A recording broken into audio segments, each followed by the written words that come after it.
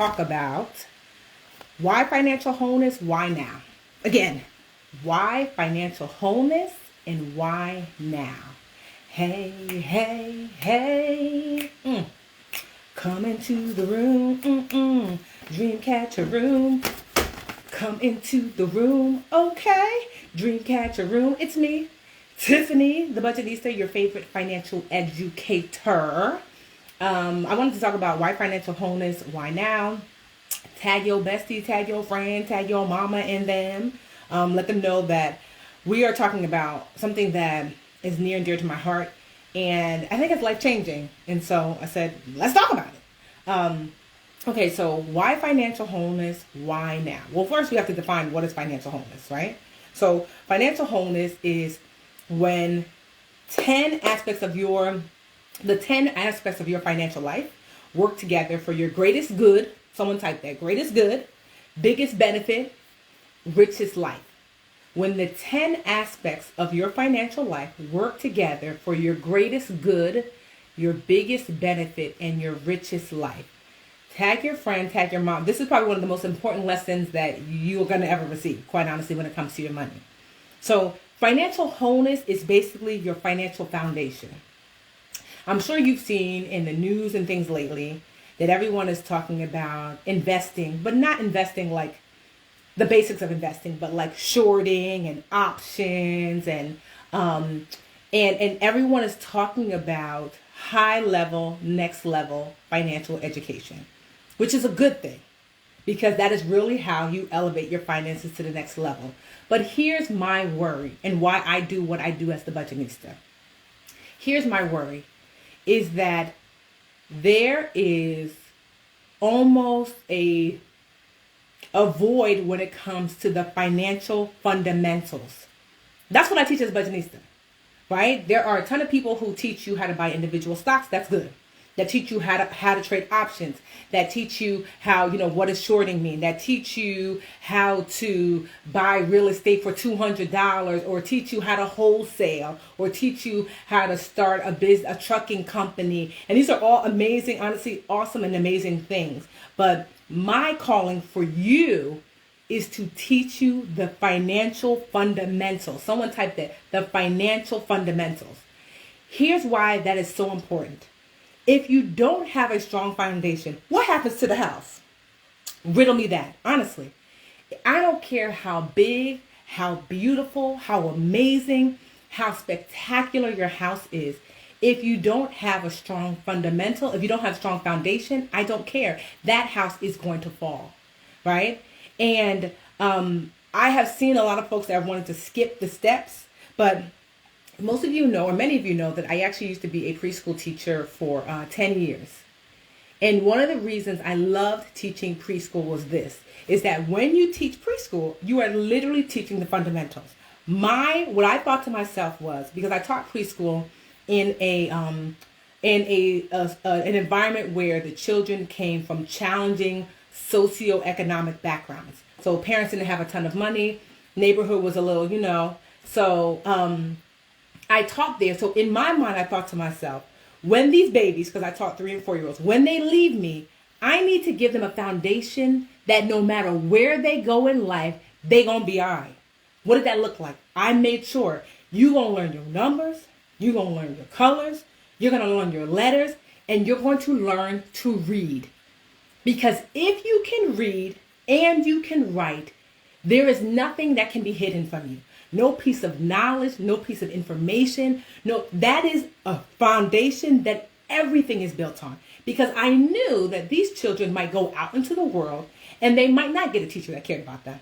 They might not get a teacher that was going to pour into them. They might not get a teacher that was equipped or a teacher that had the resources and the tools, right? But I knew if I could get this baby to read and to write, they will always be okay because they can unlock the tools themselves. They can unlock the doors themselves. They can figure out the challenges themselves. And so that's what I do for y'all with the financial foundation, with financial wholeness, is that the financial wholeness, these 10 aspects of your financial life, this is your reading and your writing. I'm not going to lie. 2020, I took it hard because every year every January, I usually do something called a literature challenge, right? And I didn't do one last year because I just got so bogged down and so busy. I was writing the new book, and I felt guilty because it ended up being one of the hardest financial years so many of you guys have had.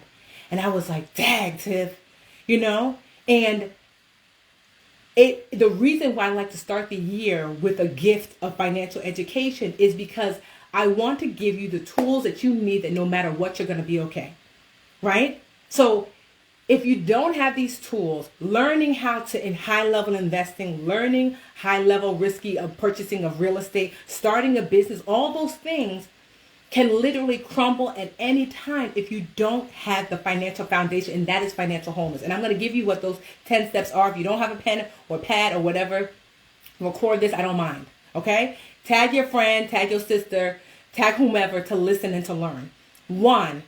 10% of your financial wholeness is budget building, right? So you have to have a budget, a physical manifestation of what your money is doing. Money in, money out. 10% budget building, right? 2, saving. You have to have a number of months worth of saving, typically minimum 3 months, but it really depends on your industry. My mom was, before she retired, was a nurse. 3 months was plenty because sis could get a job at any time. Nurses are always in demand. My sister, engineer, it took her a year to find her first job. She might want a 6 months to a year's worth of savings because as a black woman looking for an engineering job, it might take her more time. So 2, savings. You have to have a specific amount of savings depending on your industry. 3, a plan, a debt pay down plan. I don't need you to be debt free, but you should have a plan in place where you have set it and semi-forget it, where you're like, okay, I'm paying down my debt, because I want you to honestly put that out of your mind, because debt is a goal, not the goal. I'm going to say that again. Debt is a goal, not the goal. Okay? So that's 3. I'm just writing down 1, 2, 3. 4, credit. Ideally, you want to be working with at least a 740 for a FICO score. There's all different types of credit scores. But if you have a good FICO score, you likely have a good credit, any type of credit score, Advantage score, all the other scores that are out there.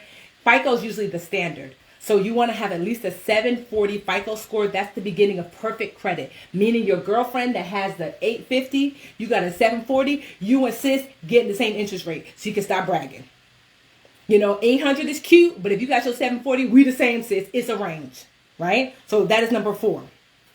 5, learning to earn. You have to learn multiple ways to bring money into your household, right? So I'm taking these 10 steps. So y'all know I have a new book that just came out today, the pre-order, Get Good with Money, right? And so I'm taking these directly from that. That's what this is. This is the 10 steps of financial wholeness. That is what Get Good with Money is. 10 simple steps to achieving financial wholeness. Let me put this here, right? So you have to know how to bring money into your household, because what the pandemic teach us, that at any moment your industry can go from bumping to grinding, okay? And so you have to learn how to bring money into your household. When I was teaching preschool, I knew I could babysit. I knew I could tutor. I always had in the back of my mind, you don't have to do it now, but you should be able to activate it if you need it, right? Learning to earn. How do you earn? 6, investing. Investing like an insider. There's 2 types of investing that you want to focus on. Investing for retirement. You're not saving for retirement.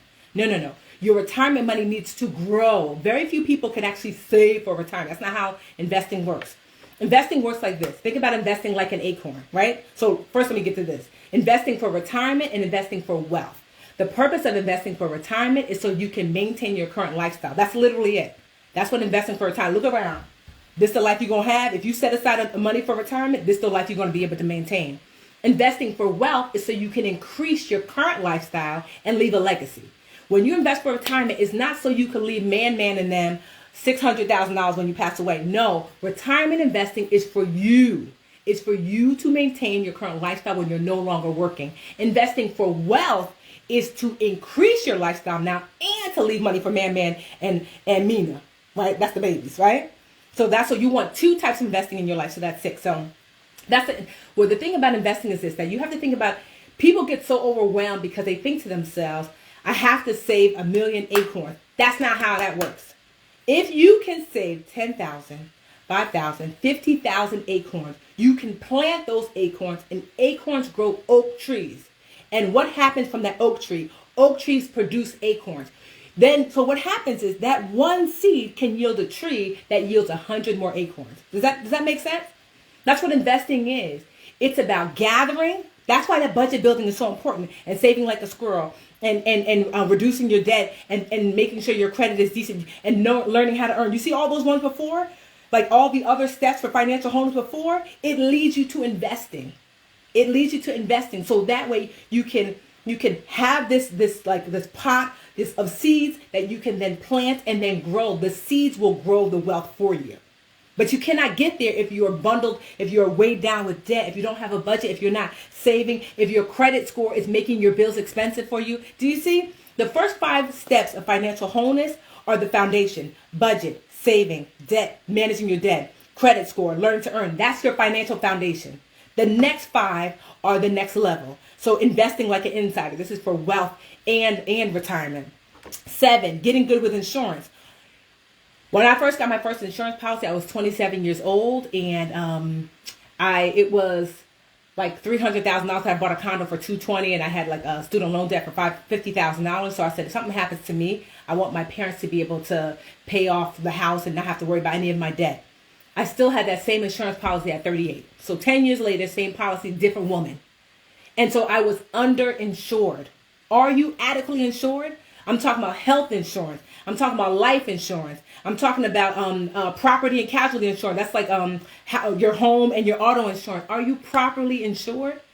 You need to make sure you are, because insurance protects the wealth that you're growing.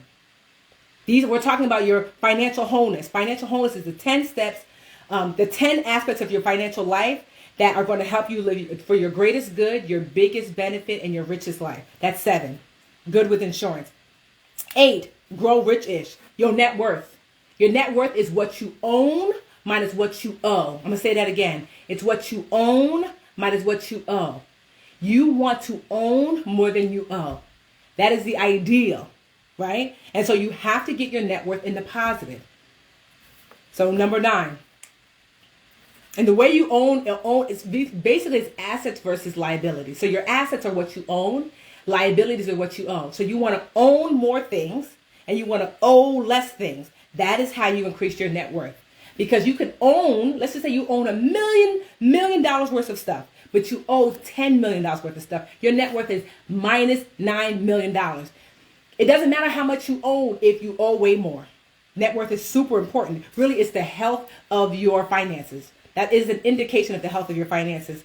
And then 10, leaving a legacy. That is estate planning, a trust, a will. If you have minor children, who will look after them if something happens to you? Do you need a will? If you have minor children, you absolutely do. Do you need a trust? If you have maybe $100,000 worth of assets, you likely do. If you have $500,000 worth of assets, you definitely do. Right? But how do you even get a trust made? Where do you go for that? What about long-term care? This is all when it comes to estate planning. It's to plan for your estate. An estate is not just, I've got this palatial mansion. No, an estate is, what do you own, mama? Your estate or your asset. Do you have cash in the bank? Part of your estate. Do you have artwork? Part of your estate. Do you have jewelry? Part of your estate. Right? Even if you're 22 years old, you got a bank account? Sis, you have an estate. Put your mama on there as a beneficiary. Right? So I'm sharing these because it concerns me sometimes when I see people want to bypass their financial foundation. These are the 10 steps to financial wholeness. People want to bypass this foundation and go straight to. So if it was like me teaching preschool, you don't want to learn to read and write properly. You want to go straight to like say algebra. You don't want to know your numbers. You want to go straight to algebra. But the problem is you will always be only shaky in calculus and algebra and statistics if you don't know your numbers fully, if you don't know how to read and write fully. And so that is my concern, is that I see a lot of people wanting to jump the gun. But let me tell you something. When all the fancy high level stuff is gone, when the market finally drops, when the recession hits again, cause it's gonna. Let me tell you something about recessions. They get around. The recession is for the streets. Every 10 to 15 years, there's a recession. Yes. Meaning we're going to be right back here, mama. What about you? Will you be right back here in the same state? I hope not. Right? So with all those fancy things, I'm like, oh, I'm in the market right now. I bought GameStop. Oh, I got, okay. So when all that dries up, guess what remains? Your foundation. Build a strong one. I urge you. I want you to learn how to invest in more complicated stocks and different maneuvers, right? I want you to get into real estate investing and wholesaling if you so wish to. I want you to start a business, and I want all those things for you. But if you don't have a strong financial foundation, then when things get rough, then things start to break. You know, if you have your strong financial foundation, the sky is the limit. I am proof positive because I know it's not as, I get it, it's not as sexy. It's not as fun or as sexy to be like, oh, like I've got a budget, I got a debt pay down plan, because no one wants to talk about that. But here's me. 10 years ago, I was negative $300,000 in debt. Now my net worth is multiple seven figures in 10 years because I built the foundation and then I grew from there. I built the foundation, started my business. I built the foundation, started to invest. I built the foundation, bought some real estate. I built the foundation. Do you see? Now, when this recession came, I was like, girl, please, try harder. I'm good. Because even if these other high-level investments go, this house I'm living in right now paid off. Last year, 2 years ago, I wanted to make sure my parents were good. I said, how much is left in your mortgage? $120,000 paid off. Because why? Foundation, right? Even though my husband and our cars are paid off, credit score 805, foundation. Guess what? Debt free. I paid off my student loan debts a few years ago, right? While still investing at the same time. I'm debt free like a 5-year-old. I don't owe nobody. Financial foundation. So from that, I was able to grow a strong house of wealth. Can't nobody shake me over. It would have to take a miracle to shake me over here. I want that for you. I want that for you. And that's why, honestly, I wrote, some of y'all got my email today. You saw my post. That's what Get Good with Money is all about. The new book that I just put out. Pre-order's ready. But I wrote Get Good with Money. It's pinned there if you are watching on IG. It's here if you're watching on Facebook. I wrote Get Good with Money to walk you through, like a preschool teacher would, through the 10 steps of financial wholeness. I'm not walking you through like, hey, this is what it is. No. I'm like, here's what it is. I do. In preschool, they used to teach us to do something called plan, do, review. Some of y'all teachers know. Plan, do, review. So plan each step. I'm like, here's the step. Here's what we're going to do. We make the plan. This is what it looks like to be successful in budget building, saving like a squirrel, digging out of debt, scoring high in your credit, learning how to earn. Here's the plan. This is what it looks like. Then the do is the actual work. Here's how you make a comprehensive budget. I show you that step by step through the book, right? And each step I give you homework because I'm not playing with y'all. Y'all not going to be like, oh, I don't know, Tiffany. No, here's your homework. Do it. It's easy. It's light. It's doable homework, but I give you homework. Step by step, I give you homework. And then we do a review. At the end, I'm like, okay, because you can't tell me, are you sure you understand? This is what we said we're going to do. We actually did the steps with some homework. Let's review. Say back to me what I just taught you. Now I know that you got it. Let's move on to the next step. And that's how it is in Get Good with Money. I'm so proud of that book because I be worried about y'all. I'm not going to lie. Because I see y'all out here talking about stuff that is good when you have a strong financial foundation, but terrifying when you don't. I want you to have such a strong foundation that if you were to lose $50,000, you still good. If you were to invest in something and it tanks, that's okay. Because guess what? Your house, your car, those things are paid for. You're not worried.